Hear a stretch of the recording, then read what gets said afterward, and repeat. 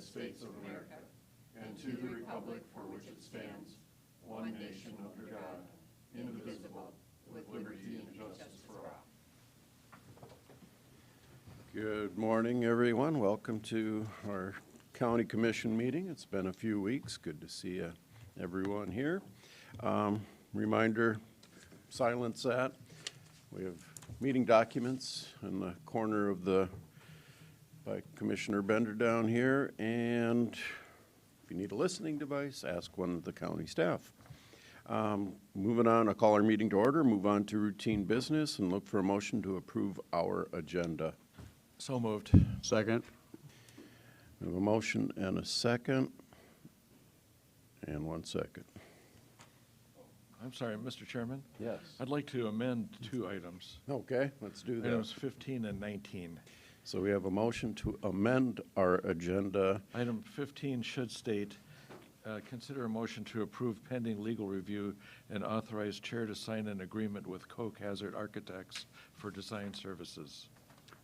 And 19 is consider a motion to approve pending legal review and authorize the chair to sign an agreement with Just FOIA for a records request management program subscription. So we have a motion to amend our agenda. A second. And a second. All those in favor of amending the agenda? Aye. Aye. Opposed, same sign. Okay, we have an amended agenda. So now I need a motion to approve our amended agenda. Motion to approve. Second. Motion and a second. All those in favor say aye. Aye. Motion carries. I'll look for a motion to approve our commission meeting minutes for November 2nd, 2021. So moved. Second. Motion by Barr, second by Bender. All those in favor? Aye. Opposed, same sign. Motion carries. We have bills to be paid. $4,808,815.46. Move for approval. Second. Motion by Benega, second by Barth. Comments? All those in favor? Aye. Aye. Opposed, same sign. Motion carries. We have numerous reports. The Juvenile Regional Detention Center statistics, the Juvenile Regional Detention Center third quarter report, our sheriff's report, our register of deeds statement for revenue, our Minnehaha County Coroner report, the Highway Department monthly projects update, Human Services third quarter report for Minnehaha and Lincoln County. We do have an auditor's financial report that I think we have some comments that are going to be made. Good morning, Susan. You want to walk us through some of the auditor's reports? Good morning, Susan Beeman with the Auditor's Office. Just wanted to call your attention to a change that you'll see reflected in the personnel expenses for starting in October. We switched to a full accrual method of accounting for our personnel expenses. So now you'll see a full month of payroll reflected in our expenses for personnel, regardless of how pay periods fall. You're probably familiar with how we used to do it, where some months, if we had 3 checks in the month, we'd have 3 pay periods reflected in the month. Now it'll be the full monthly accrual. So for example, our pay period ending October 29th wasn't paid till November 4th, but it was all October hours. So that was fully accrued in the month of October. So you won't see those swings anymore in personnel expenses. So we just wanted to call your attention to that. Good enough. Questions? Anything else? No, that was it. All righty. Thank Makes you. sense.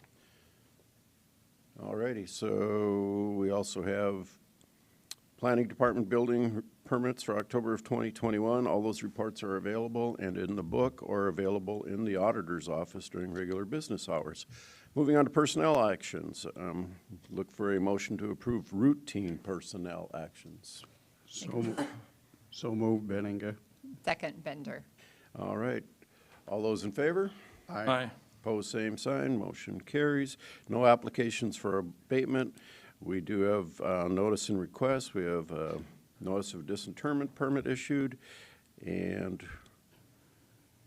then that's a notice. Then we also look for a motion to authorize the auditor to publish notice of hearing to change a legal description on alcohol renewal application for TDC Enterprises. Ben, did you have comments on this? Yeah, it's Ben Kite, Auditor's Office. So yes, we just have an applicant who's looking to modify the legal description to include additional lot on his property that he would use under his liquor license. So we're just looking for authorization to, so we could publish a notice of hearing for that on December 7th.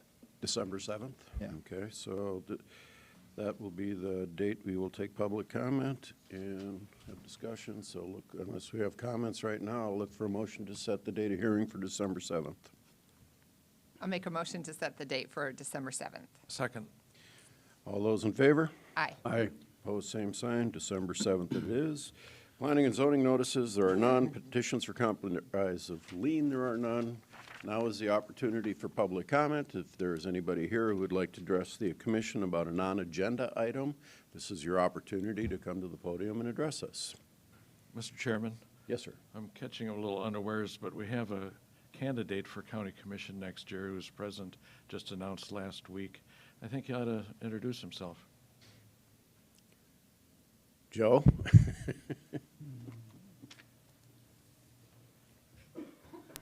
Joe Kipley, 2600 East Slayton Park Circle.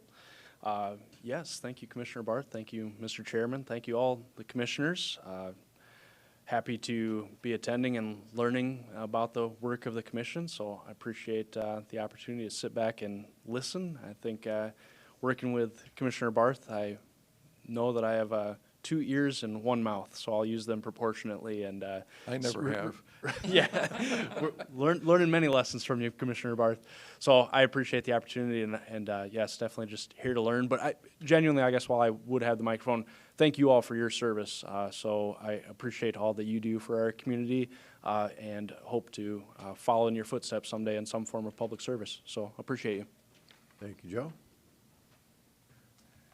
Anybody else here for public comment? All righty, we'll move on to our regular business. We have a public hearing to consider declaring the property legally described as the Southwest 1/4, et cetera, in Wayne Township a public nuisance and enact South Dakota Codified Law 21-1006. And you are not Kevin, but we will take you here anyway. Scott, good morning. Thank you. Scott Anderson, Planning Director, and I'm sort of stepping in at this time to fill in for Kevin. This is an item that was continued. Originally, you had a hearing on the 27th of July. You may recall this. And at that time, you gave the applicant about 3 more months to deal with the, to abate the nuisance that we feel is located on the property. That gave him all of August, September, and October.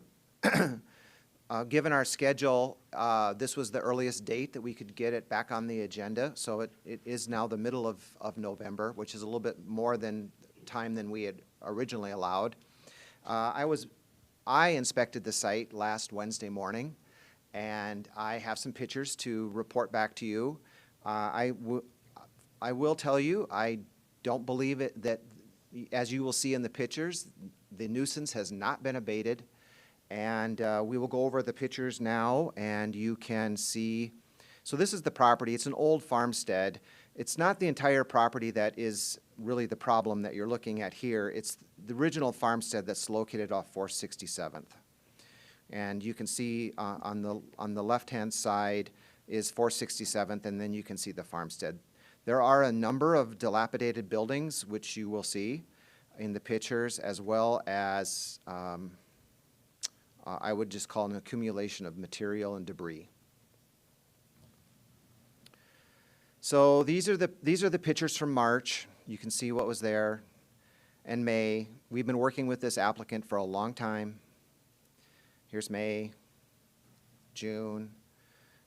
In June, and then we asked you to declare this a nuisance, and this was the meeting that we held in July, right before the 27th, the hearing date.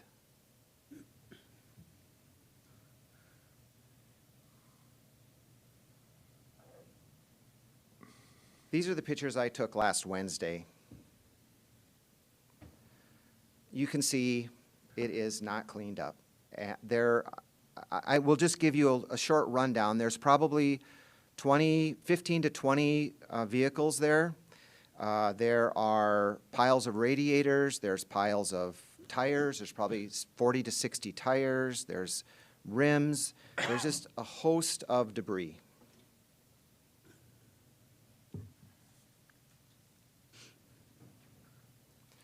I will also note that there, you can see the dilapidated buildings,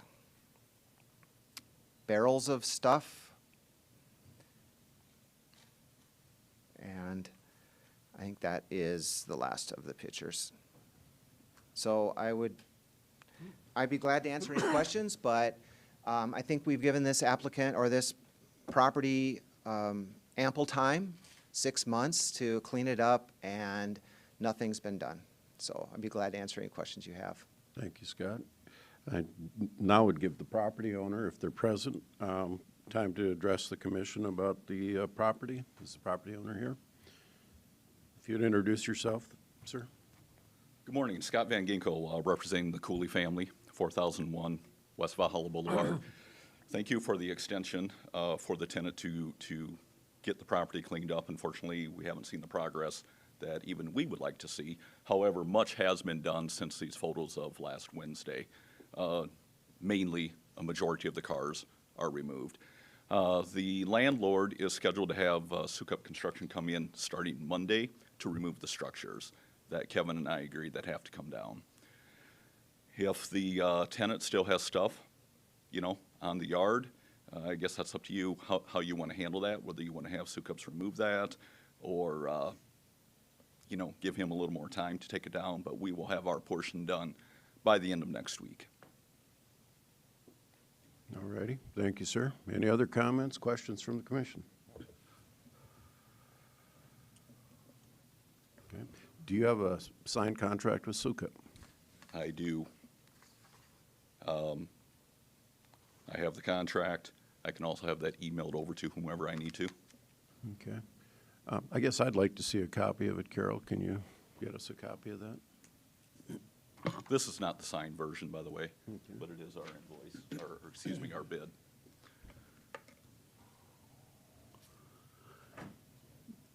I could just ask a question. Commissioner? So, I mean, we met this summer, and you knew the deadline for this. Is there a reason that it wasn't done before today? These buildings didn't come down before Yep, today? good question. So, unfortunately, the tenant is not here. If you remember, quite frankly, I think they were probably, this is their livelihood, put it that way. Repairable vehicles, things of that nature.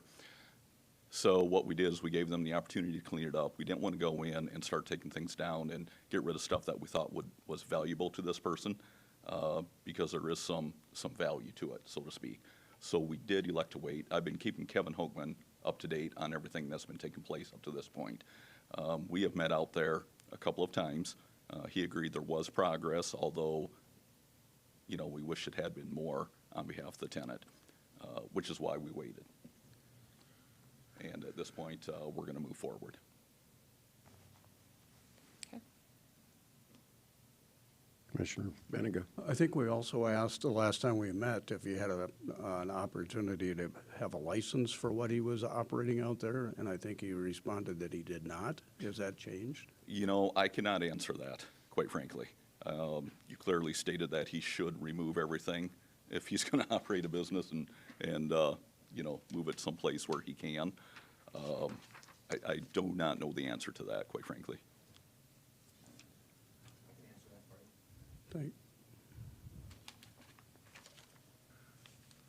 So the property is zoned A1 agriculture. What he is doing there is not a permitted use, and it is in violation of the zoning ordinance. And we would not, there is no mechanism or method for him to obtain approval for that, because a salvage yard, basically he's running a salvage yard. At best, he's operating some kind of a repair business.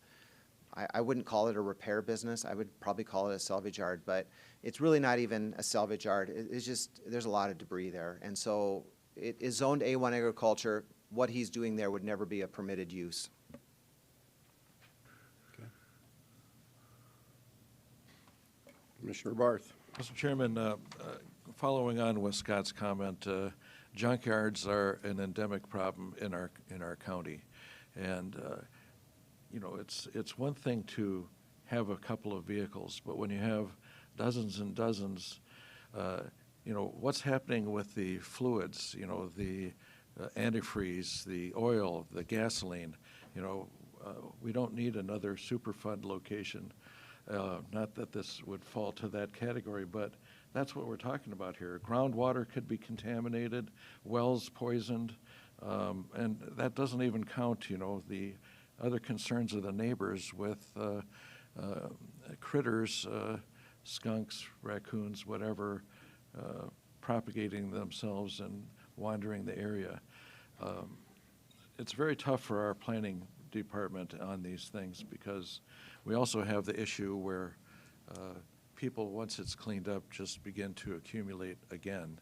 And it's might be more of a mental situation than a economic activity thing. But anyway, I just wanted to make that comment. Okay. So anybody else here to comment in favor of the property owner or in defense of the property owner? Can I just ask one more question? Please. So I'm curious, since you represent the owners of the property, do the owners have the opportunity to terminate the lease with the tenant, given the illegal use of the property? Yes, that is correct. That discussion is taking place right now, and we've elected to postpone that until the property gets cleaned up. Quite frankly, we will hold the tenant accountable to clean it up. If we evicted them at this stage, we're afraid that we'd be stuck with everything, quite frankly. So it was a lesser of two evils to get the, hold the tenant accountable, so to speak. And that decision has not yet been made, whether they will be able to stay or not. Because the bill goes to the property owner for what the land or the tenant is doing. Yep, So that is okay. correct. So we obviously know that the landlord is going to be accountable for the cleanup of the physical structures and so forth. And quite frankly, you know, if we need to, you know, clean up the tenant's mess, we'll have to get reimbursed on that. Other questions or comments? I have a question for the state's attorney. If we move ahead with a public nuisance and enact the South Dakota codified law, and when does that become effect? Well, it becomes effective when you declare it to be so today. So, Okay. if you set a date specific in that order today, then it's whatever date you set, but otherwise it's today. Thank you. So we could, to clarify that, declare it a public nuisance, but declare it a public nuisance to be, say, next Friday? Or is it effective that the date that we declare it, we can't name a date? Yeah, I'm still not sure I'm understanding the nuance of the question, but if you're worried about when it becomes effective, it's essentially effective the day you pass that and make that decision, so it will be today. Okay. If you set a date requiring it to be completed, but you've already given them that extension once before for additional cleanup, so that And the reason I ask the question is if we declare it a public nuisance today and it's cleaned up next week and, you know, it's going to take your office, Scott, several weeks to find somebody, if weeks might be, and at that point that you go out next week and it's been cleaned up and you say, well, we don't have to do this anymore, what, is there a bill or what do we do at that point? The tale of the two Scots. So typically what we would do in this situation, if you declare it a nuisance and they get it cleaned up to our satisfaction, the nuisance is abated, then it's done. And we don't charge people for our time. There is no bill for the many, many times that we've been out to the site. The only time there's ever any kind of a charge is if we actually have to hire a third party to go out there and physically start picking up stuff and cleaning and whatever charges they incur or whatever they charge us is what we end up having to pay. That is placed on their, that's like it's like an assessment. It goes on their taxes. They have to pay that before they end up paying their property taxes for next year. So we are assured that that is paid first before their property taxes. Answers my question. Thank you, sir. Okay. Other questions or comments of Mr. Van Ginkel? We can probably assume that we'd use the same contractor regardless. the likelihood of doing that, whether it's the county or us. You know, what I can say is, you know, I will send over a signed copy of the contract that they will start. And I'd We appreciate are a couple that. weeks behind, quite frankly, due to weather as well, which, you know, did give the tenant an opportunity to get things cleaned up. What I would say is, let us get it cleaned up, have it re-inspected again, and, you know, if it's not to your satisfaction, then I guess at that stage, you know, we've done what we can, and then we need to deal with the tenant. Commissioner Bender. So I'd say, in response to that, that in a lot of respects, the landlord, the owner, is responsible for this. They've knowingly allowed this to continue for an extensive period of time and have not taken the actions necessary to stop the illegal use of the property. And I've lost patience. Okay. So I'm not very sympathetic at this point. Anybody else here that would like to speak on behalf of the landlord first, okay? Moving on then, if there's anybody who would like to speak in favor of declaring this a public. No, thank you. I'm here too this morning. You need to come to the microphone, sir. Please introduce yourself. I'm Terry Garner. I spoke to you last time. So I'm, I didn't get hear quite what Scott had to say, but I am working on it. It hasn't gone as quickly as I was hoping, but it is going. I've hauled probably $500 worth of tires to the landfill. I've hauled out 2 loads of cars. I've got 1 load of cars ready to go to Sioux City now. And they're gonna, Scott probably told you, they're gonna start tearing the buildings down Monday, Sukup is. And it'll, once that, anything I haven't got out of there is gonna go when the buildings go. So by this time next week, it should be 100% better. I've had 2 burn piles I burned in the last 2 weeks. We've had some calm weather, and I got that burned up. I am working on it. One thing is, I'm in the scrap metal business, and in Sioux Falls, I haul iron for most of the big diesel shops and stuff. And you know how people are busy right now. Diesel shops are producing scrap metal like crazy, and Ace Towing needs me. They're shorthanded. All this has taken time that I needed out here. I've just spread really thin, but I'm working on it, and I'm not just laying around doing nothing. So I understand you not being sympathetic, but I'm not going to. You know, I've had a cold here for a couple of days, and we had some crappy weather this weekend, but we've got a good day today, and my wife and I are going to load tires just as soon as we get out of here. We're going to go load tires. And haul the rest of the tires to the landfill and finish up. I'll have a load of cars in Sioux City tomorrow that I've got 1 more car to go on it now. So that's what's going on with me. So thank you. Thank you, sir. Any questions? Okay. I'm not seeing any. Moving on then to anybody who's in favor of declaring the property a public nuisance. If you'd introduce yourself, please. So I'm Amber Hobart. We actually live directly across the road from this on 467th. I guess you guys have lost patience. We've beyond lost patience. I mean, we have to look at this every day. This is the same song and dance that happened the last time that we were here. Oh, I'm busy, I'm this, I'm that. The bottom line is he's running a business. It doesn't belong there. And everybody else around it has to suffer because of it, with whether it's animals or just plain the place looking like a disaster. It's far from cleaned up. And they knew this was the date. They were given time before that, and here we are in this exact same situation. So we would ask that this does get declared and that they are forced to clean it up. Thank you, ma'am. Anybody else? All right, I'll turn it over to the commission for consideration. Commissioner Benega. Well, I agree with what Commissioner Bender indicated, this has been going on since middle of the summer. We've done just about everything I think we possibly could have done to make this happen. Now when we're at the last inning and we got 2 outs for sure, I think I've more than run out of patience with this whole conversation because frankly, I don't believe that the neighborhood's being treated well.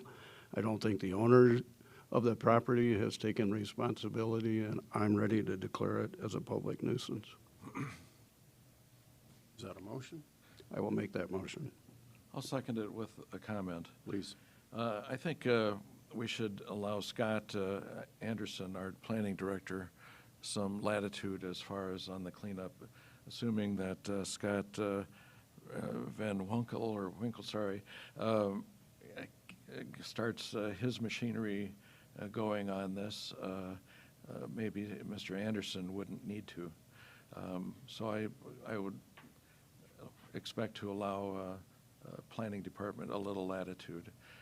That said, I'm a little reminded of when people sell stuff on contract for deed and their tenant runs up, liens against the property, and it's too bad. But at some point, the landlord has an obligation to keep it square and not be a hazard. Thank you, Commissioner. I guess my only comment would be that this estimate that we were given is from October 1st, 6 weeks ago. So I'm ready to declare this a public nuisance and if you can get it done before we can hire somebody, and I know it'll take us some time to hire somebody, get it done, period. Okay, we have a motion and a second. I need a roll call vote. Bender, Aye. Benega, Aye. Barth, Aye. Karski. Aye. Motion carries. Thank you, everybody. Moving on then, we have a Chuck Martinell from our 4-H office for a presentation. Good morning, Chuck. Doesn't seem like it's been that long since we've seen you.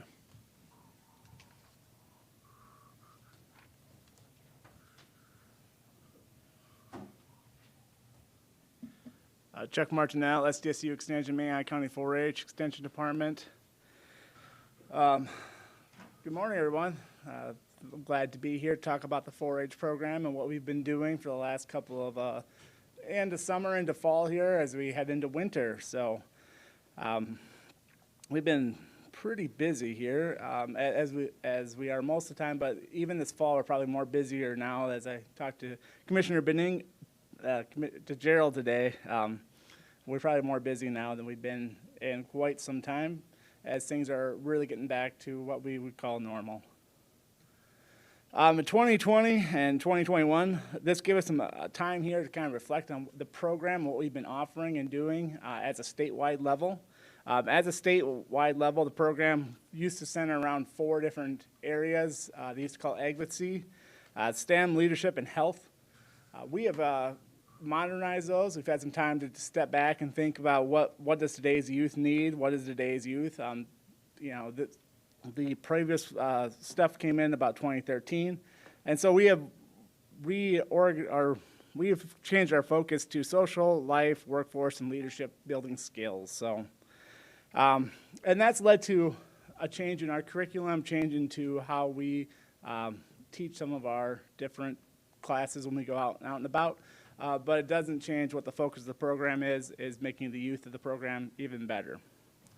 One of the things in the last year, we've gotten a lot more technology focused. We deliver programs over computers, we record things, and it's give us a wider audience we can reach. One of my programs I do, Chicks in the Classroom, if I didn't do the video portion of it, I wouldn't reach the numbers I can reach. I visit 40 classrooms already, and during the chick hatching season, which is like pretty much March through end of May. So basically for about those 3 months, that's all I'm doing. But I'm able to reach another 20, 25 classrooms because of the video. I was able to record myself.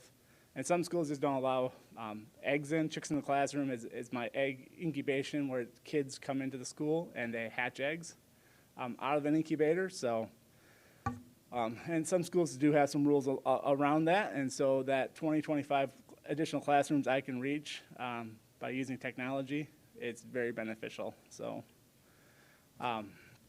moving forward here, a little bit by the numbers here.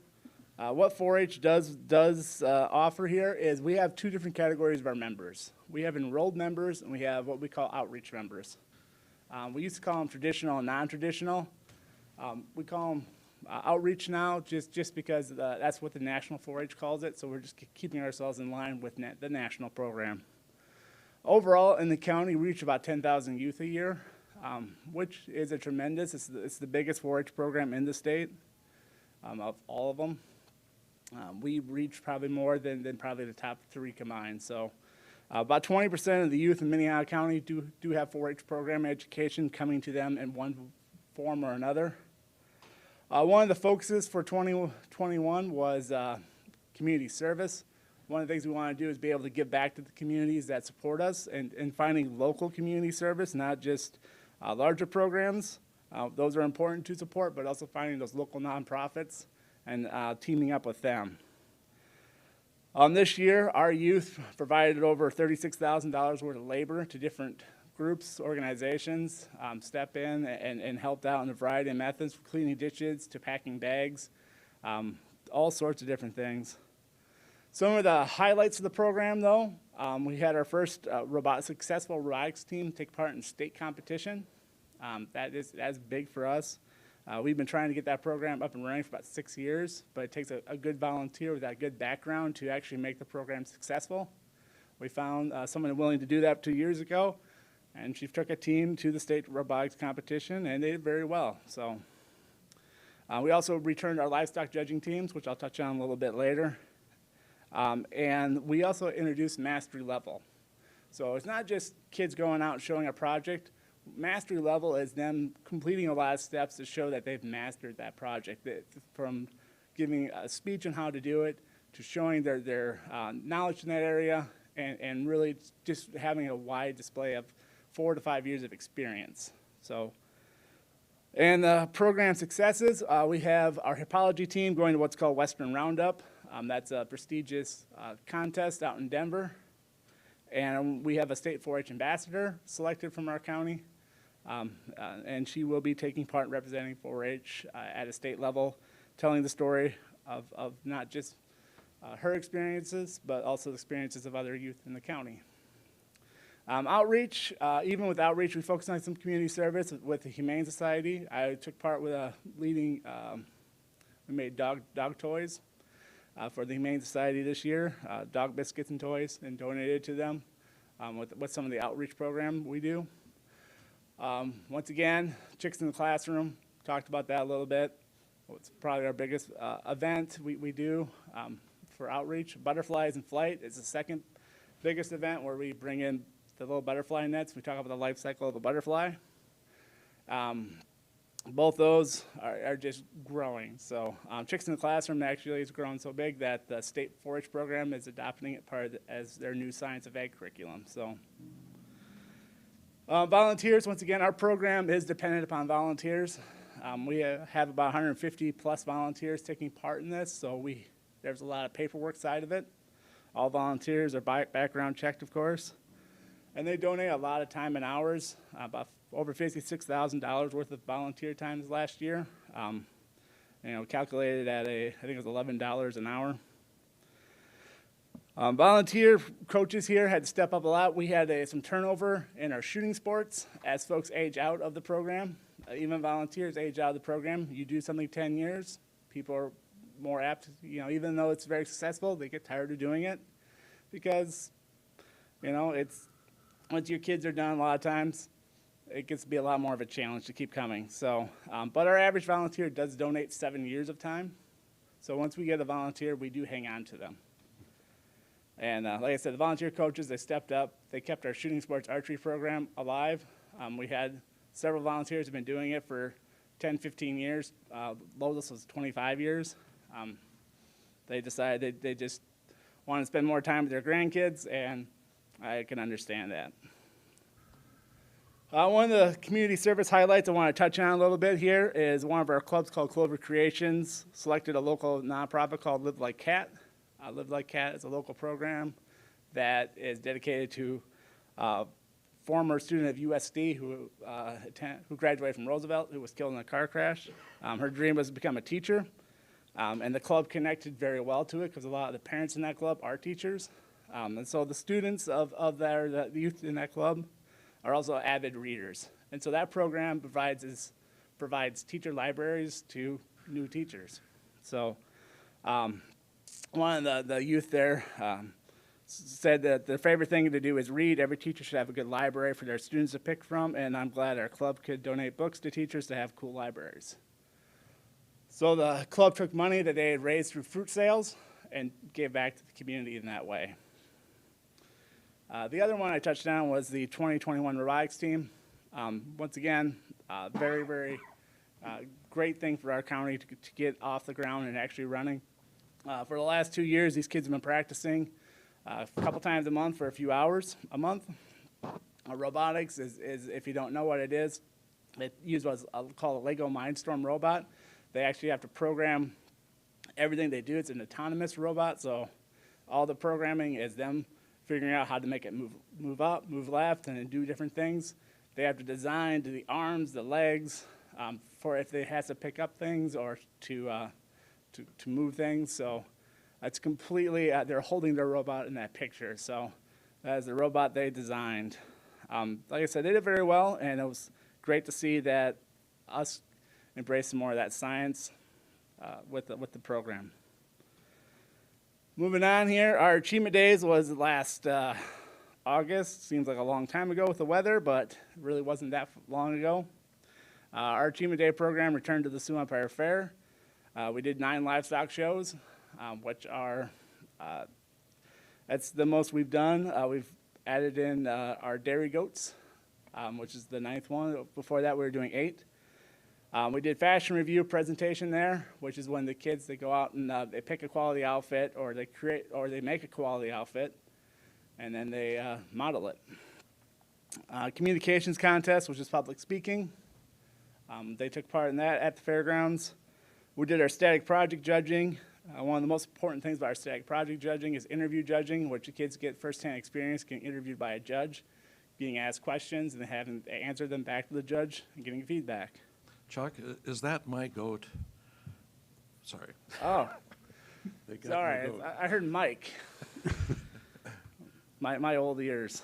And the last thing we offered was livestock judging contest. This is really, really a nice thing that's been added to the fair also. We bring in local youth from the area, plus our own local livestock judging teams. The last thing to kind of touch on is our state livestock judging. This went away back in like 2010 before I started. It's taken a long time to find, once again, volunteers who are knowledgeable enough to teach kids with livestock, who have patience with kids to teach them about livestock. And we had 3 full teams of kids take part in the state contest, and they did very well.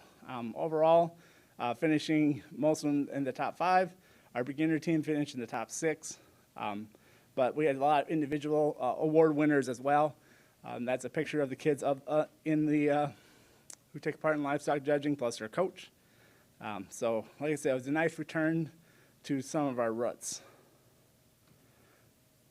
And I just want to say, once again, thank you for your continued support. And if you have any questions, I would love to answer them. All righty. Thank you, Chuck. Great programs for kids and back to our roots, so thank you. Question, Mr. Yes, Chair. sir. So do you get any support from the municipalities, including Sioux Falls? I knew you were going to ask this one. No, we did not. We get county support, state support, but we do get community support through the businesses. Aren't there quite a few clubs in the city of Sioux Falls? Not as many as you think. Okay. There's only like 1 or 2 actually are centered in Sioux Falls. Thank you. Most of them are spread out throughout the county now. And I think that's a great point. I mean, you don't have to be a rural resident to be active in 4-H. No. I was going to say we have a lot of kids actually in the Hartford and Colton area. We have a lot of kids who live in those communities who take part, so it's nice. And in Brandon, too, actually. There's a huge club centered in Brandon. which is surprising to me. And the 4-H's stand for? The 4-H's, heart, health, hands, and head. There you go. Said slow down and think. All righty. Thank you very much, Chuck. Thank you. Moving on, we have a presentation from Amy Carter with the Children's Inn. Good morning, Amy. Morning. Thank you for the opportunity to be here this morning.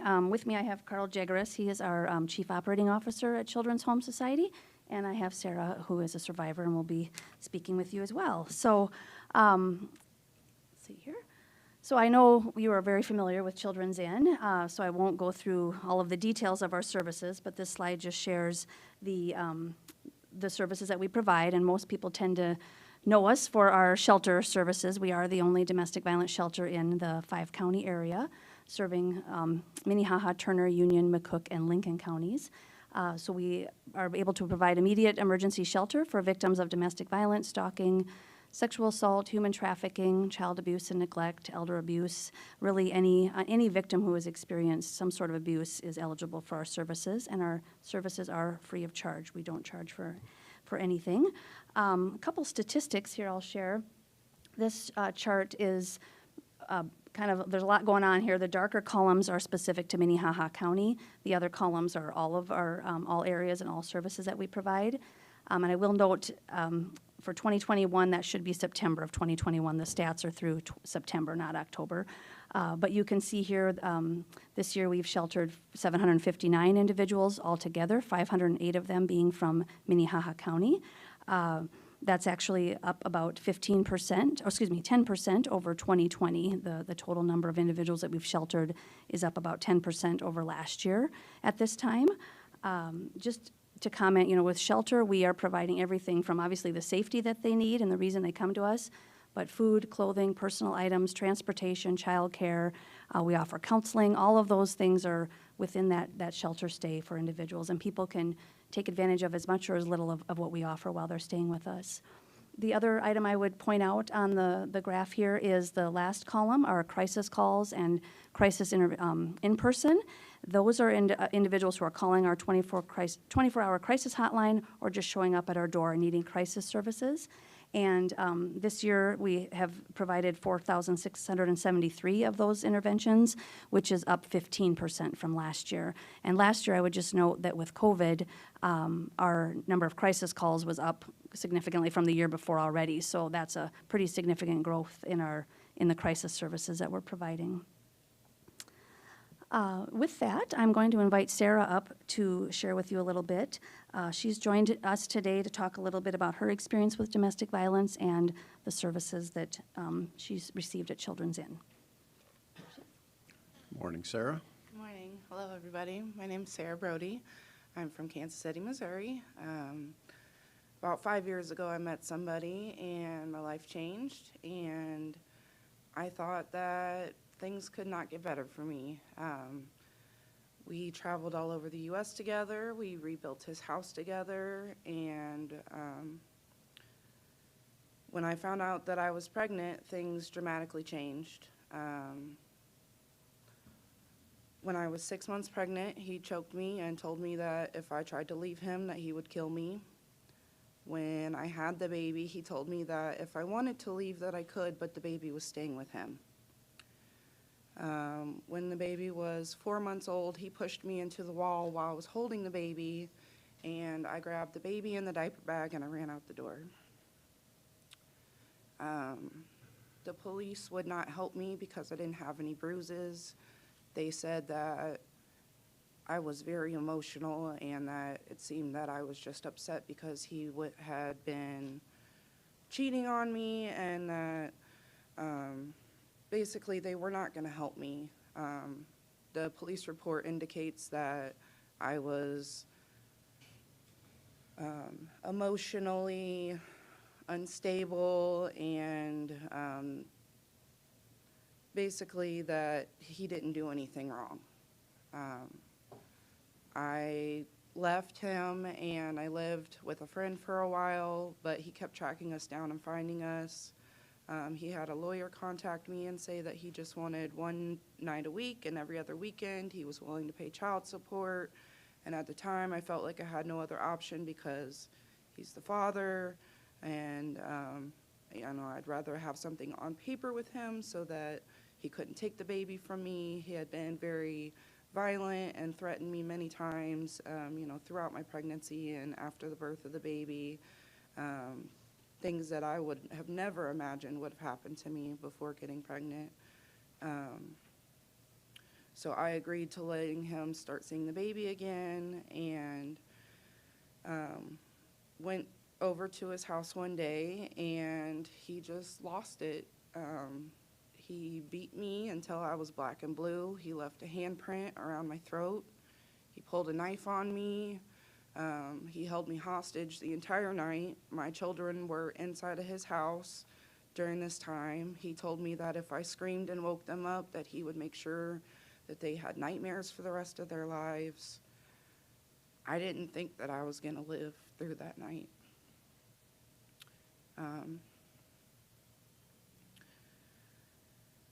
After many hours of being tortured, I was released. The following morning, he let us go, and I immediately went and dropped my children off somewhere safe. I went to the I went to the police station, and I made my police report and tried to figure out what would be next. I had bought a camper, and I knew that he was not going to stop until, he got the baby or until I was dead, and I knew that I had to leave. So my grandma lived not too far from here, and although she was in a nursing home and unable to help me, I decided to come up here with my kids, and we moved up here in our camper. I'm sorry, it's kind of a hard story to tell. So we came up here in our camper, and I had been promised a job, and I was supposed to start in the beginning of July.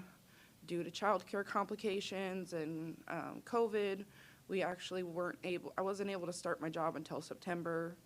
My ex found out that we lived in Sioux Falls, and he was up here several times trying to find us. And because I wasn't able to start my job right away, things got tight with money, and I was forced to sell the camper. And at that time, we were homeless. I didn't know where we were going to go. I didn't know what we were going to do. And somebody told us about Children's Inn. And from the moment we arrived, they assured us that we would be okay. They provided everything that we need because we had very little. We didn't have very many clothes or possessions, and they gave us a safe place to be. I'm sorry. Mr. Chairman? Commissioner? Sir, I got to say, I thank you for coming forward. It's very brave of you, and not only is your story, unfortunately, happened before, but it's also very difficult to speak in front of a group like this. And so thank you, and take your time here. Thank you, Commissioner.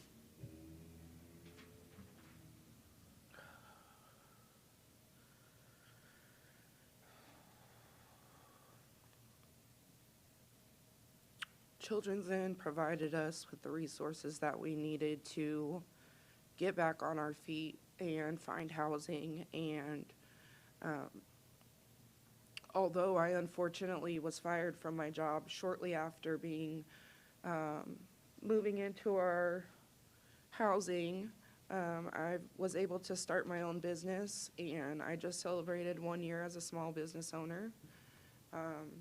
My oldest son is Student of the Month at middle school.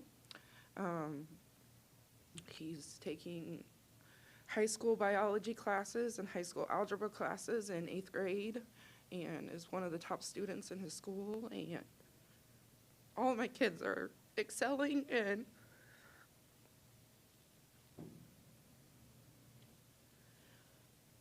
I don't know if any of this would have been possible if it wasn't for the help that they provided us, because they gave us the resources to figure out what the next step was and the support to get through it. Especially during the times where my ex was in town, you know, trying to find us. He was using information off of social media and, you know, wherever he could source it from, but he had messaged me one day and said, "Are you having the people at the community center on Western Avenue watch my son?" And that's where we were living. So I was just terrified, and we locked ourselves in the building, and, you know, it was hard, but they helped us through it, and I will forever be grateful to them. So thank you for your time, and I'm really sorry for being so emotional. It's not easy to recant Thank our you, Sarah. experience, but Yep. The story's important. We see the statistics, we hear the numbers, but you put a face behind it, so thank you.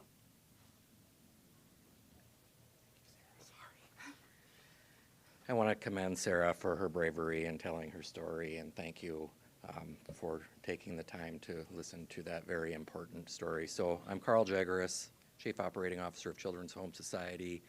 Currently, the biggest project that we have going on at Children's Home Society is the construction of the new Children's Inn.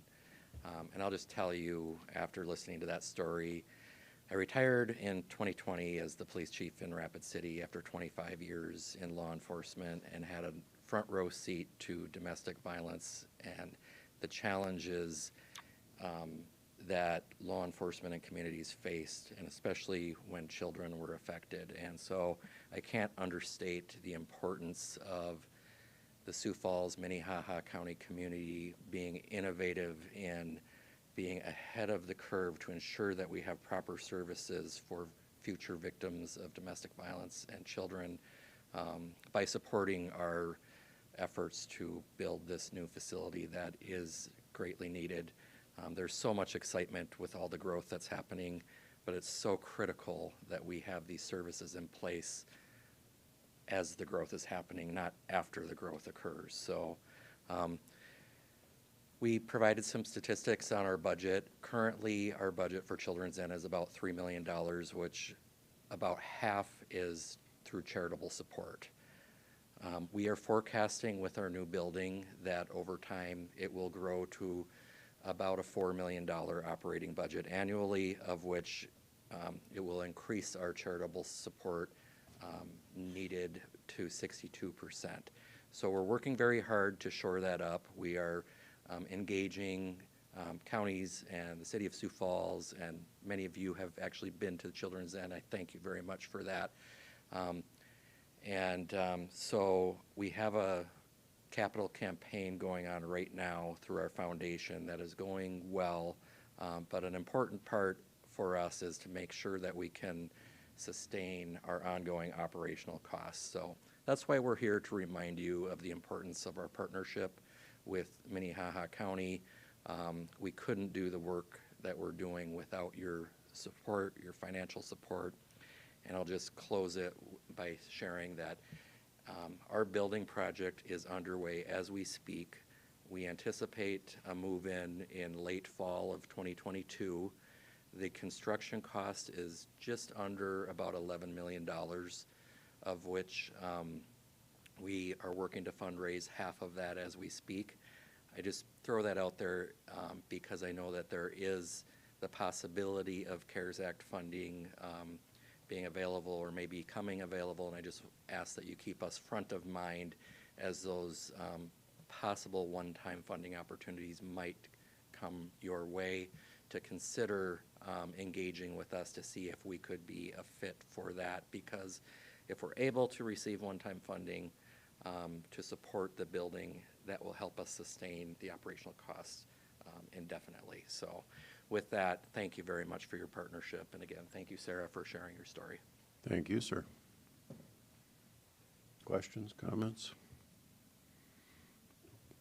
Any questions? Keep doing the work. Thank you. Thank you, and thank you for always giving us this opportunity and for your never-ending support. We appreciate it. Thank you. Excellent. Thank you, Amy. All right. Our third and final presentation of the day is from our Development Foundation. And Bob, I feel bad you get to go follow that, so it's a little more difficult, but do your best. Thank you. Bob Munt, the Sioux Falls Development Foundation, and kudos to Sarah. That is a tough story to tell and makes my job pale in comparison to that. So again, appreciate the opportunity to present to you. I do not have a PowerPoint presentation, but I did bring our annual report along. So if I could bring this Please. forward.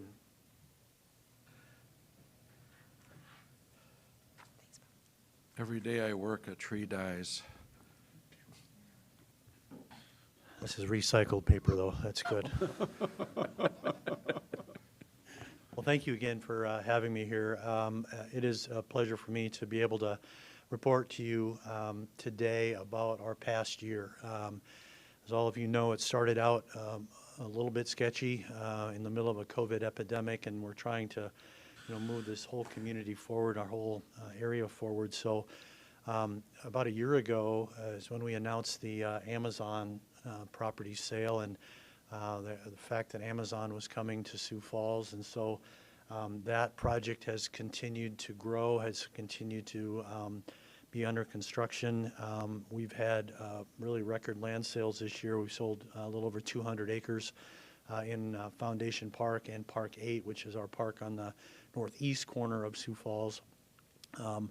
We have companies that are wanting to come to South Dakota. They're wanting to come to Sioux Falls in the region, and so it's been exciting to work with them. Some of those companies we have said, yes, we want you. Some of those companies, in all honesty, we've said, I'm sorry, but you can come, but you're not going to get a whole lot of help because those jobs just aren't going to get filled. Our job target right now is at about $20 to $22 an hour. Those are the ones that we work with and work to try to incent here. A lot of our work has been done with existing companies, trying to keep them healthy in this environment, making sure that they have what they need. Again, we've been successful. We've created those jobs. Those jobs will be coming over the next probably 3 to 4 years. And so we're hoping that we can continue to build up our workforce development efforts to accommodate those jobs. In our workforce area, we have kind of a three-pronged approach. We start down in the junior high, middle school area with STEM initiatives, with career connection or career initiatives, kind of showing kids what jobs are available, what skills they have to have in those jobs, and trying to kind of getting that into their heads about what they need to be looking at and why they're going to school, the importance of education in getting those types of jobs. In high school, we have programs centered around the high schools, one called Career Connections. It's a piece where we have over 400 students. These students are kind of the targeted students that are that third of our population that really doesn't have a plan after they graduate from high school. And so what we try to do with Career Connections is to plug them into those careers. We have about 400 students this year, about 25 companies that we're working with.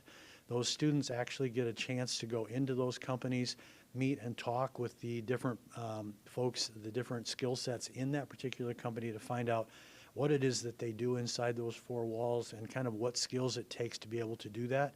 It kind of helps match them up a little bit with some of the interesting things that they may be interested in. And so in the second semester then of their senior year, they're able to then actually pick a company and pick a career within that company that they then become kind of an intern, if you will, in that particular company to do that type of job. And then, of course, after their graduation, the company has the opportunity to either hire them on directly to help them with continuing education, to kind of do a combination of the two so that they're out there working, but they're also getting educated at the same time. So it's a program that, again, is trying to plug in people into those particular job categories.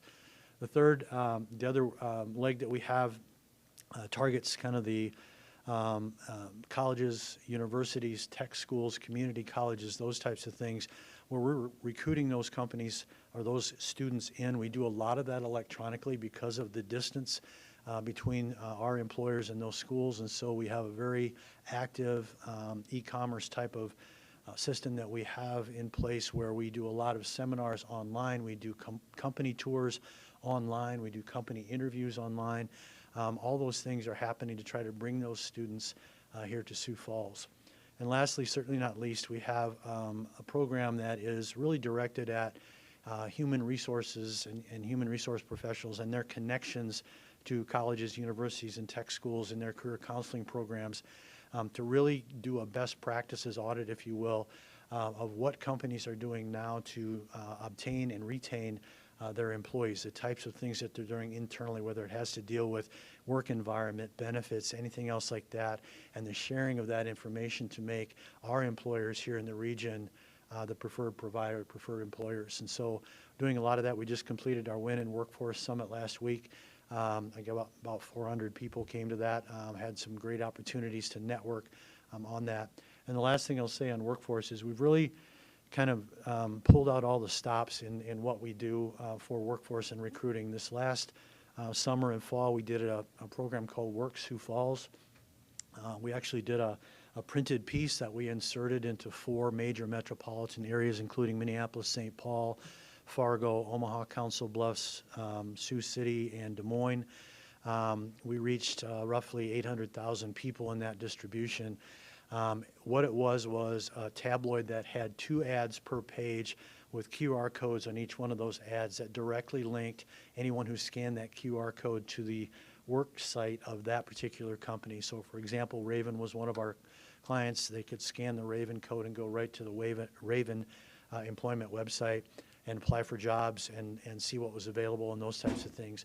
We followed that up with a process we called geofencing, where we actually geofenced a large portion of a community, and we were able to, again, get that out to that. So when people broke that fence, if you will, that geofence, they had an ad that popped up on their telephone, basically, that said, hey, touch this button and you can be connected to the Work Sioux Falls website. And so we're able to do that. We're still tracking that right now. We're planning to redo that again, probably starting in February of this next year, more of an electronic focus and more of a focus on the colleges, universities, and tech schools within about a 400 or 500 mile radius of us to, again, get those folks to look at Sioux Falls and really be a part of our program.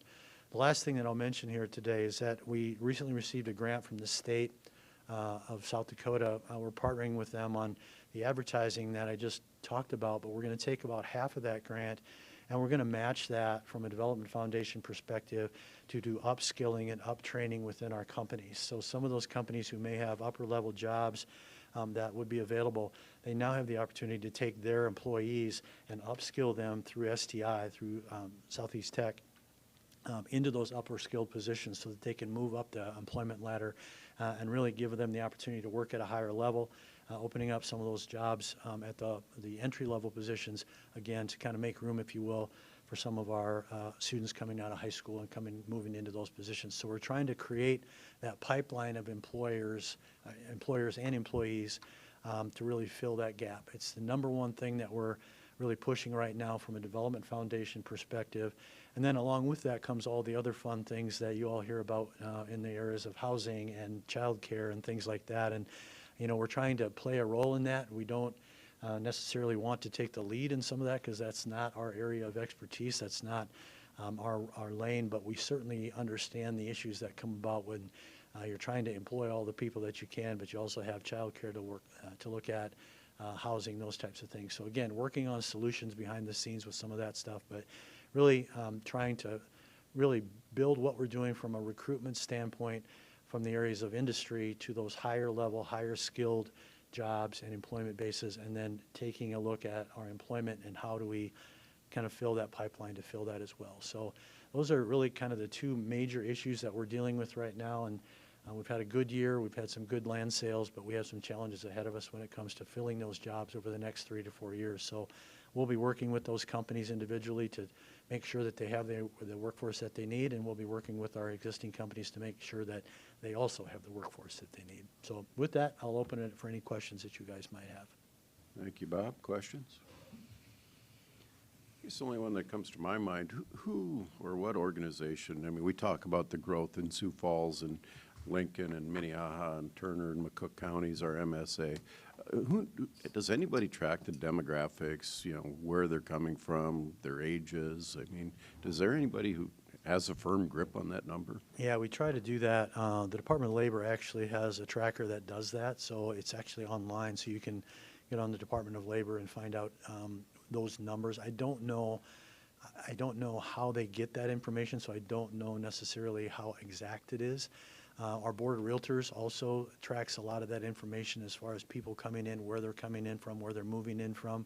I don't have those statistics with me here today, but certainly we know kind of where they're coming from, and you know, we don't know what jobs they're taking. We just know they're coming here from those particular areas and assuming that they're taking the jobs that are available. Mr. Chairman? Please. You know, I think that's, looking at the demographics coming, it's so important, and finding housing, that's so important.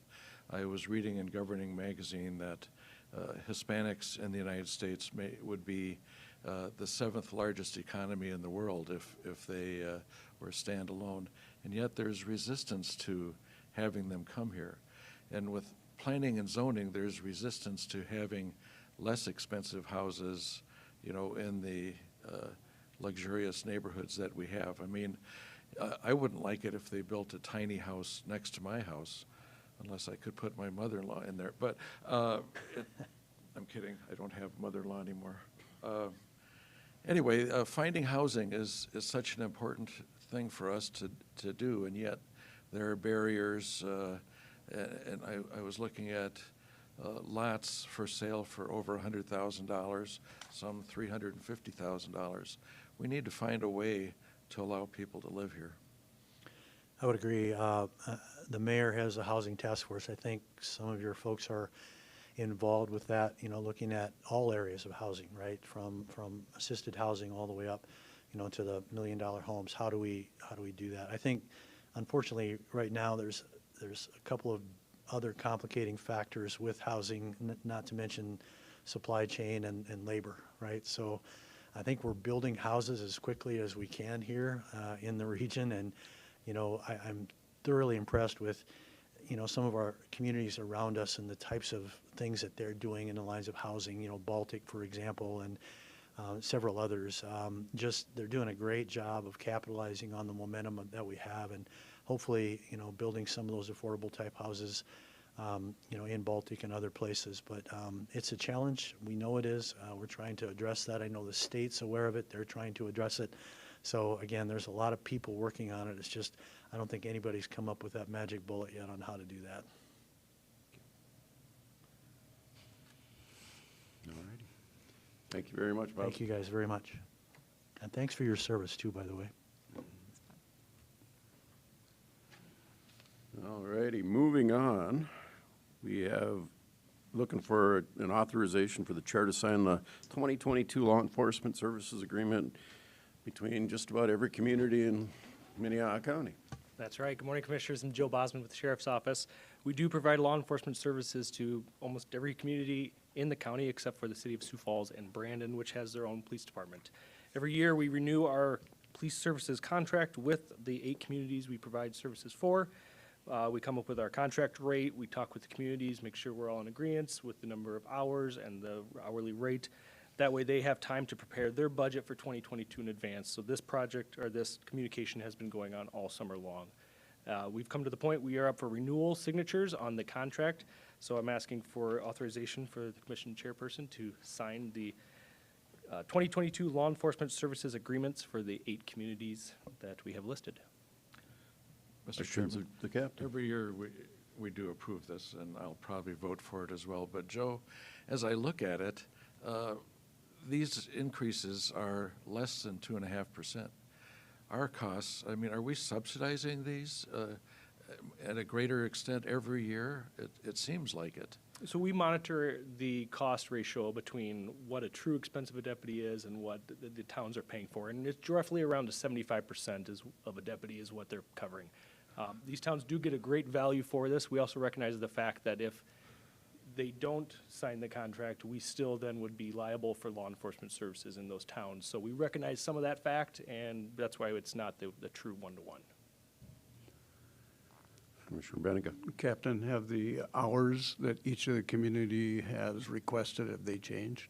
This year, they're staying the same. The last one to change would be Hartford, when they, as growing, increased their hours to be almost that of Del Rapids, where we're pretty much providing close to 24-hour coverage in those two towns of Del Rapids and Hartford. Thank you. I also think this is a win-win for those communities, the county, sheriff's department, allows us to have more deputies, and just, like I said, win-win every way I look at it, so I'm very supportive of it. Look for a motion. So moved. A second. Motion by Barr, second by Bender. Call the roll. Benega. Aye. Barth. Aye. Bender. Karski. Aye. Motion carries. Thank you, Captain. Thank you very much. I saw a question in your eyes there, Captain, if I was gonna vote. You keep digging a hole, Commissioner, I swear. Consider a motion to approve the pending legal review and authorize the chair to sign an agreement with Cook Hazard Architects. Good morning, Mark. Good morning, Commission. Mark Krenz, Director of Facilities. So I'm in front of you today to get authorization for the chair to sign the proposed contract from Cook Hazard to do the design work for the public defender's lower level renovation. I contacted Cook Hazard to draft a proposal to perform the design work in the lower level, and this scope consists of basically a complete demolition with construction of new walls, and currently there are 10 existing offices down there, roughly 170 square foot per office. Redesigning with the new county standards of 100 to 120 square feet gives us an additional 5 offices in that space. Contract fee for the proposed design is not to exceed price of $32,500 with reimbursables, which include printing express and incidentals not to exceed $1,000. Attached to the memo, you'll see I gave an updated proposed floor plan for the lower level. Are there any questions? Would make a motion to approve the Second. agreement. Pending legal review. Motion pending legal review. Commissioner Barr seconds. Correct? Okay. I hear his head shaking. All those in favor? Aye. Opposed, same sign. Motion carries. Thank you, Mark. Look for authorization for the Highway Department to purchase a 2022 Ford F-150 through the state South Dakota procurement contract in the amount of $30,615. Can I get one of those trucks for that price? Don't we all wish so, sir? Yes, okay. Good morning, Commission. In 2020, the Highway Department had budgeted to replace my predecessor's vehicle. For financial reasons, they waited till next year. Once he left, staff surplused his Yukon to the JDC and decided to wait until I was hired to replace the vehicle. I'm driving a 2019 F-150 that's suitable for us, so this is just to replace the vehicle that previous superintendent was using, and that will be used by your engineering staff for inspection. I do need you to introduce yourself.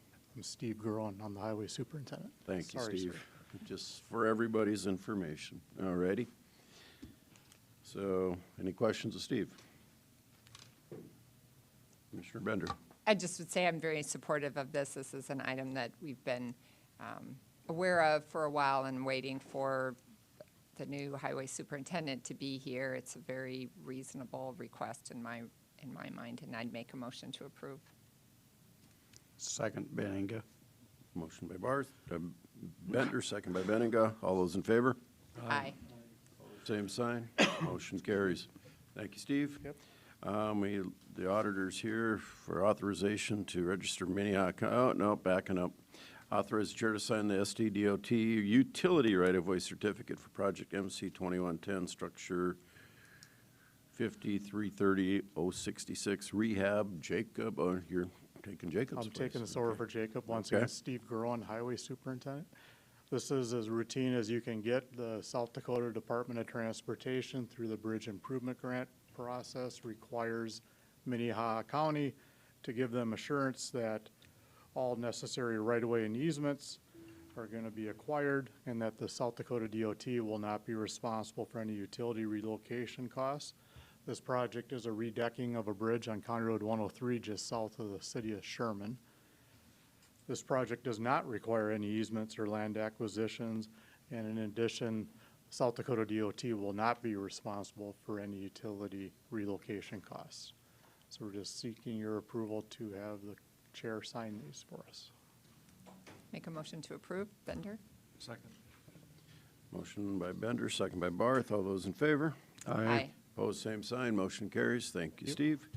Now moving on for the auditor's authorization to sign the register Minnehaha County for the opioid settlement. I Yes. butchered that, but please. Ben Kite, Auditor's Office. So yes, I'm here today to ask you to authorize me to register for the opioid settlement. There's a national settlement that the state of South Dakota has asked us to participate in. Once the state has agreed to participate, they also ask for subdivisions within the state, that being the counties, to also participate in. So the more participation they have in the state, the larger amount of the settlement proceeds that we're going to be eligible for. So state of South Dakota estimates that we will the state of South Dakota, receive about $50 million from the settlement, with the three pharmacies and one manufacturer. That would be spread out over 18 years.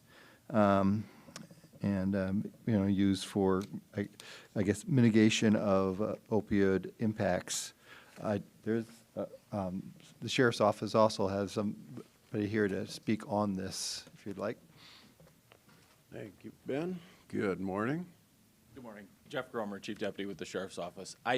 When this was being presented, wanted to take an opportunity to offer the Sheriff's Office support for this enrollment, as well as just kind of mentioning some of the various things in the Sheriff's Office we've implemented for opioid remediation or mitigation. Early on, the Sheriff's Office recognized that the community was seeing a problem when we instituted our Narcan program, where all the patrol officers in the county carry Narcan in their cars. It's available in multiple areas throughout the jail. Since the implementation of that program, it's been utilized numerous times in both the patrol and the jail division successfully. So that's been a very good program. The Narcan truly does save people's lives when they overdose, and we have been able to use that successfully a number of times. The South Dakota OD mapping website or application, it's primarily managed by the state. We were, again, involved in that early on, helped with the development of it, and continue to use the information out of that to kind of guide our responses. We have had, I know I'm going to forget some too if I don't check my notes. The South Dakota Specialty Courts is another example. Michelle Boyd with the Sheriff's Office has sat on the Second Circuit's drug court since its inception. She's been very much involved with that drug court process. She currently sits on the State Advisory Council for the drug courts. Also, the jail has implemented a medically assisted treatment program, where currently we are continuing with that treatment when someone comes into jail already enrolled in one, and we are in the process of developing a program where we're referring to outside agencies and or starting inmates in the jail in that program as they're come into the facility and they're recognized. As I'm sure you all are well aware, the county has also obtained the COSAP grant, which is the Comprehensive Opioid Stimulant Substance Abuse Program. This is a wide-ranging program that offers peer recovery support at the link, transitional housing through Southeast Behavioral Health, Native American Cultural Services and programming through Urban Indian Health, and Generation Red Roads, as well as an adult diversion program through the state's attorney's office. These are just some of the more obvious things the sheriff's office is doing to help address the opioid problem in the community. Enrolling in this settlement, just from my perspective, makes good sense. Any funding we'll be able to receive will be able to be applied to some of these programs or other programs that we're yet to develop. So we're continuing to work with it and trying to stay on top of it as best we can, and any funding just helps. So, thank you. Questions of the Chief Deputy? I Mr. have Chair. one, if I may. Go ahead. Is Narcan just for opioids, or can it be used for like fentanyl or any other? Fentanyl would be a synthetic opioid. It's Okay. directed specifically to the opioids. It prevents or negates the effects of that drug, so it basically blocks it from continuing to affect the body. Sorry, that's my very much layman description of it. And obviously, you know a lot more than I do, but I had recently heard in the last couple of days of a first responder needing to get Narcan because they were basically called to a situation and they got an accidental dosage of That's fentanyl. unfortunately becoming far more common throughout the country as we've heard the talk about fentanyl. When officers become exposed to that, it's just such a minute quantity that can trigger that overdose reaction in someone who's, I guess, for lack of a better term, seasoned in the use. So somebody's not a user, they're exposed to a very, very small amount of fentanyl that causes that overdose reaction, and Narcan has been used repeatedly throughout the country for those situations. Wow. Mr. Chair, thank you for being here on this issue. So relatively speaking, though, methamphetamines dwarfs the opioid deaths in our county, doesn't it? I mean, I don't have any specific numbers on deaths. I can tell you the primary drug we see in our community is methamphetamine. And I say that in no way intending to minimize the effects that opioids has, but methamphetamine historically has been the drug of choice in our community, continues to be the most prevalent drug that we come across. But at the same breath, the opioid use continues to grow, is clearly a problem, and doing what we can, it just makes solid sense. But there's truth to that statement that opioid users, if they can't get opioids, will switch to meth use. Isn't that correct? Yes. I mean, again, I don't have stats for that. Obviously, it's a drug use, a drug abuse, drug addiction situation, whether you're talking about opioids or methamphetamine. The two drugs have a different reaction in the body, so people have their favored drug, I guess, for lack of a better term. But there's certainly, once a person is addicted to a substance abuse and continues to use and use and use, there's certainly nothing that would prohibit them from switching drugs if they didn't have the access to the drug of choice. Okay. All righty. Okay. So, Mr. Chairman, could I just throw out a couple comments? Please. In no way to undercut the previous two presenters. I also encourage the commission to adopt or join the settlement. I just want all of you to be aware that right now there's significant doubt as to whether or not there actually will be a settlement or whether any of the money will actually come to the counties or whether it will simply go to the states and then they will distribute pursuantly. There was a recent case in California where the judge ruled that the companies are actually not liable, at least not to the counties that brought the case. So this is not to say don't join the settlement, but just don't count your chickens before they actually hatch. So it allows us to participate. Right. Correct. All righty. I move approval of joining this settlement. I don't know if that's the correct lingo, but I think that's the correct way to. I'll second that. All righty. Motion and a second. All those in favor? Aye. Opposed, same sign. Motion carries. Thank you, gentlemen. All right, Mr. Kite, pending legal review, authorize the chair to sign an agreement with Just FOIA to describe to a records request management program. Yes. What are we talking about? So, you know, during my time here, we've been reviewing all of our processes, and one of them that we've identified is we've called FOIA, Freedom of Information Act requests, so open records requests that we get from citizens throughout the year, and it's a process that can be, you know, we've tried to automate it internally with our own systems, but finding that it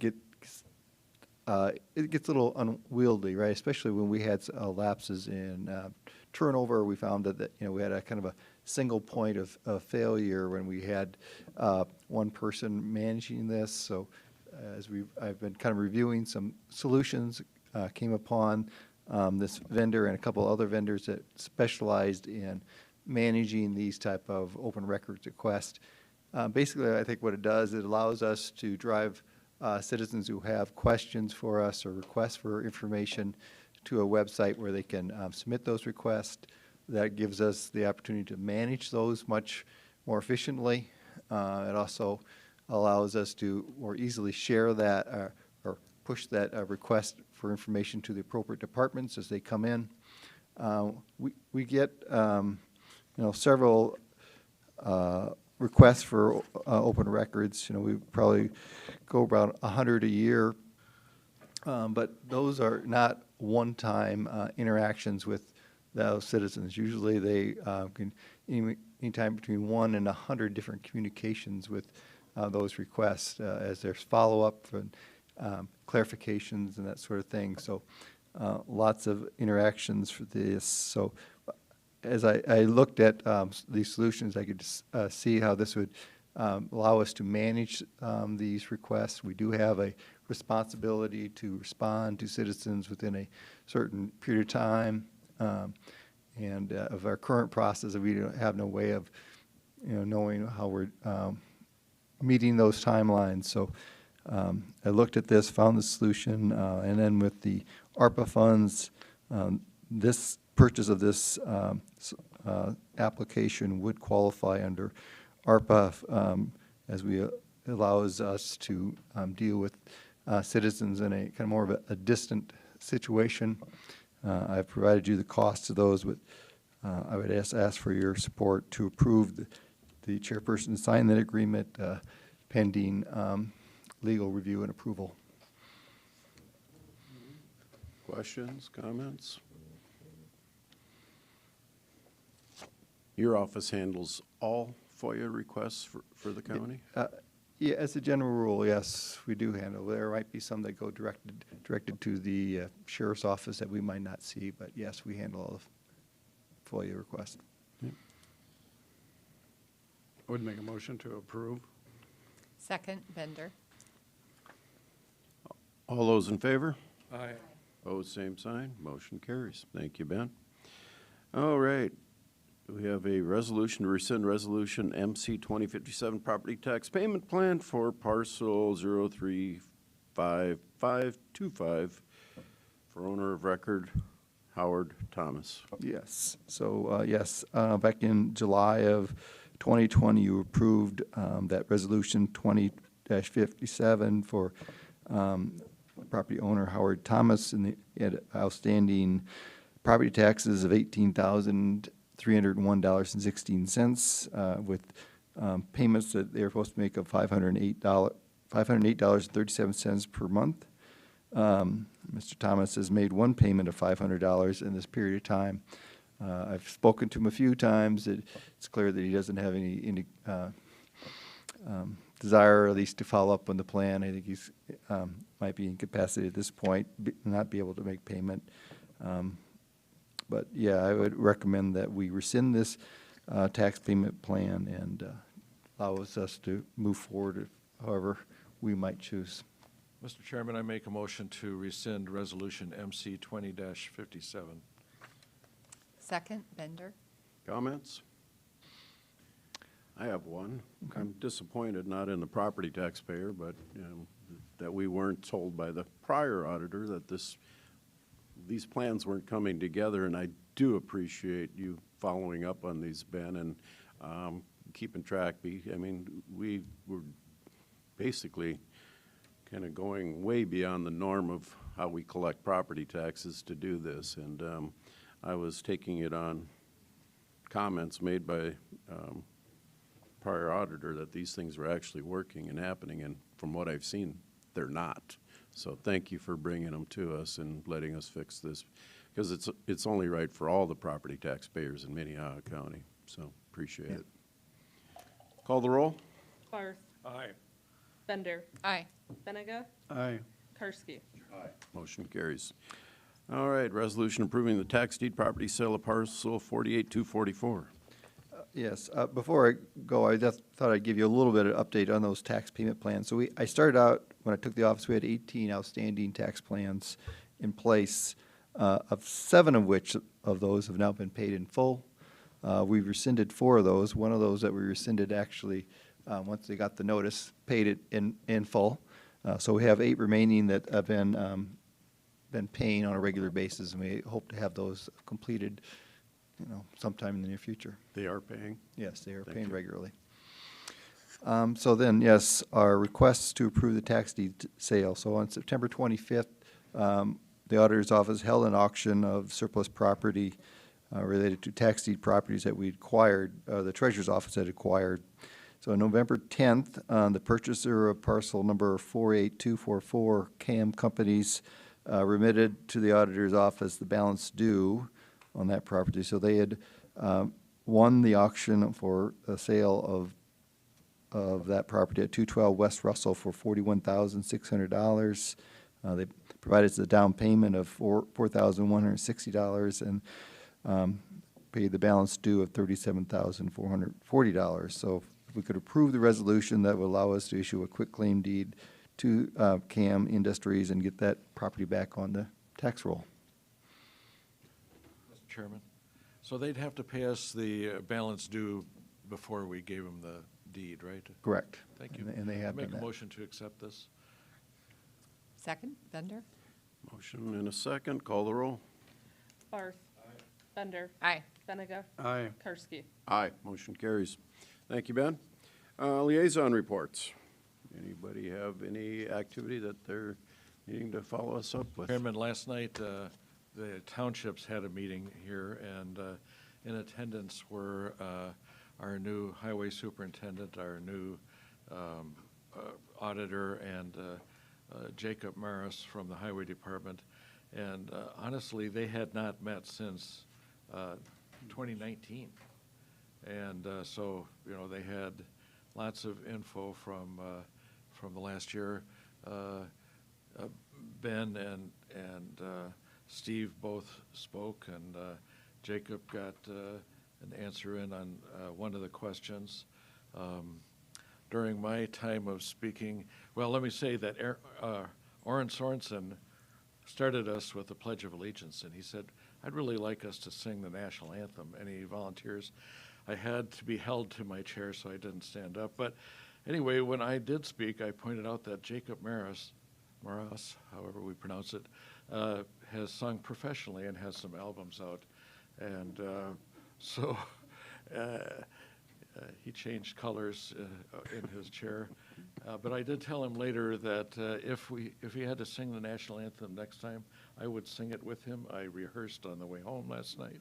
It was bad. Anyway, that's my report. Yes, the old group, the Maris sisters and Jacob, I think is Yep, what it that's was it. called. Yep. All righty. Any other liaison reports? Any new business? Any old business? I think we're going to recess, right? Yep. So look for a motion to go to recess. That's my motion. Second. Motion and a second. We will come back at 10 in 7 minutes, 10:40. Hopefully Tony can shut us down by then. So all those in favor, say aye. Aye. Opposed, same sign. We are at recess.